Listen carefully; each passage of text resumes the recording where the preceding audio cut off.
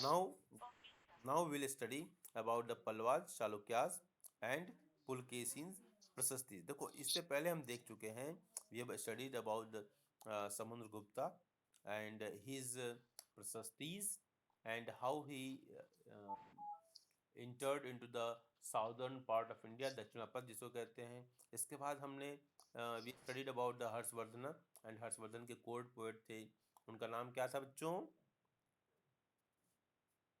जल्दी बताओ।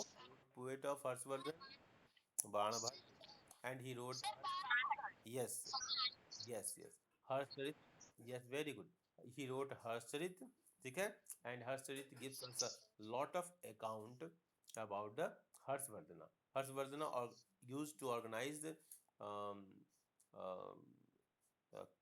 On the confluence of Ganga Yamuna and Saraswati वो एक मीटिंग ऑर्गेनाइज करते थे जिसको कह लिया जाए एक प्रॉपर वर्ड है जिसको मैं अभी नहीं आपको एलोबरेट कर रहा हूँ, दिमाग में नहीं आ रहा इस समय मेरे। ओके, तो वो प्रयाग में वो ऑर्गेनाइज करते थे ये पॉइंट, और जहाँ पर वो डिस्कशन होता था, डिस्कोर्स होता था, रिलीजियस डिस्कोर्स कह लो, ठीक है।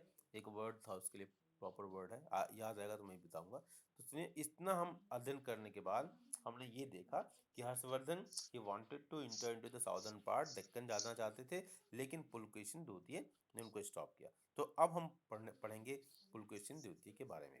ओके, तो अब इस एपिसोड में हम लोग चर्चा करेंगे Pallavas, Chalukyas and Pulakeshin prashastis. Point Pallavas, Chalukyas and Pulkesin's प्रशस्ति। Okay, Pallavas and Chalukyas were the most important ruling dynasties. ठीक है, Pallavas and Chalukyas were the most important ruling dynasties in South India during this period. Okay, आगे point. तो हर्ष के समकालीन राजाओं, contemporary, अगर आपसे पूछा जाए who were the contemporary rulers of Harshvardhan, मतलब उनके समय में पॉइंट आर्ग्यू पॉइंट। जैसे पांडे सर के समय में कंटेम्पररी प्रिंसिपल कौन थी? तो भारती कुकल मैम, ठीक है। पांडे समय के समय कंटेम्पररी प्राइम मिनिस्टर कौन थे उस समय, समकालीन उस समय कौन थे? तो Narendra Modi ji. Point argue point. तो उस समय, तो जिस समय हर्ष का शासन था, that time who were the rulers, ठीक है, इन साउदर्न और डेक्कन एरियाज। पॉइंट, ठीक है। तो Pallavas and Chalukyas were the most important ruling dynasties in south India during this period. Okay, the kingdoms of the Pallavas spread from the region around their capital Kanchipuram. Kanchipuram बहुत, कांचीपुरम की साड़ियाँ बहुत फेमस है ना। मेरे पॉइंट, साउथ साउथ के जो सिल्क के सामान हैं बहुत फेमस थे।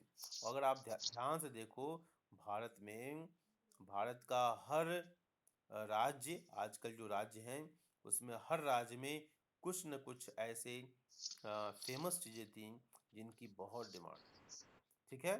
जैसे अगर आप साड़ी की बात अगर हम कहें तो बनारस, तो बनारस की साड़ियाँ, अगर हम चूड़ियों की बात कर लें तो फिरोजाबाद की चूड़ियाँ, ठीक है। ये अंग्रेजों ने थोड़ी डेवलप किया था, या उससे पहले ये बहुत प्राचीन काल से ये राजा हर्ष टाइप के जो लोग थे, या चालुक्याज थे, जो पल्लवाज थे, ठीक है, गुप्ताज थे, इन लोगों ने डेवलप किया था। वो तो चीज़ें जो पहले थी वो धीरे धीरे धीरे धीरे खराब होती गई, क्योंकि बाहर से बहुत सारे लोग आए, वो अपने सिस्टम को यहाँ पे इम्पोज किए, फिर पॉइंट तोड़ फोड़ मचाई, जिसकी वजह से बहुत सारा सिस्टम चौपट हो गया, ठीक है। तो ये around the kingdom of the Pallavas spread from the region around their capital Kanchipuram to the Kaveri delta.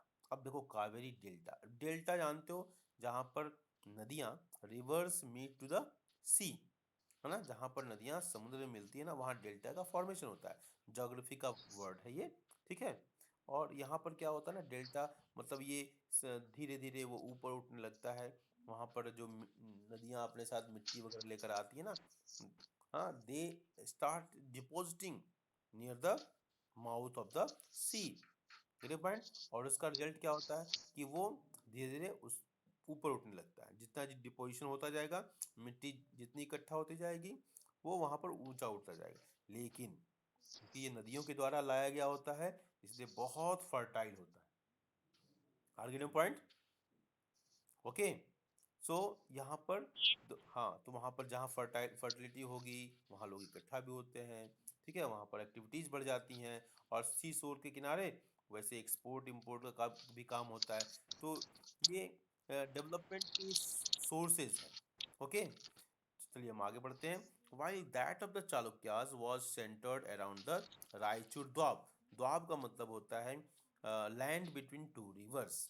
तो यहाँ पर जब दो नदियों के बीच की भूमि होगी ना, वो बहुत ही फर्टाइल होगी। और उस समय agriculture was the main occupation, है ना, लोगों के लाइवलीहुड का। हाँ बोलिए बेटा। हाँ, माइक ऑफ कर लीजिए सब लोग।